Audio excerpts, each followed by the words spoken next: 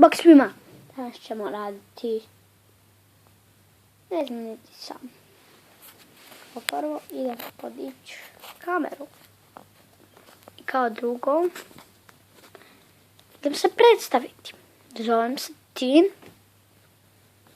I gledajte me, molim vas. Šta god budem snimio, pogledajte bar jedan put. Molim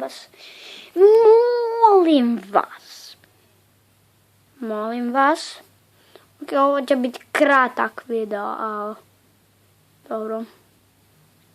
Znači u ovom videu ništa neću raditi veličanstveno, nego ću vam pokazati pendrek.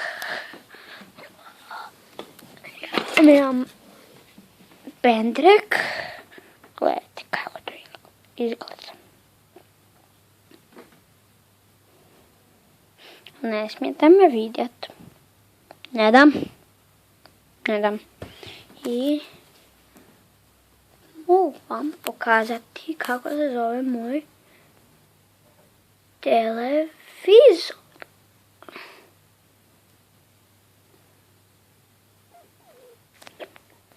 U redu. Jeste vidjeli ili ne? Ne znam. Dobro. To sam približava. Ništa se drugo ne radi, nego približava.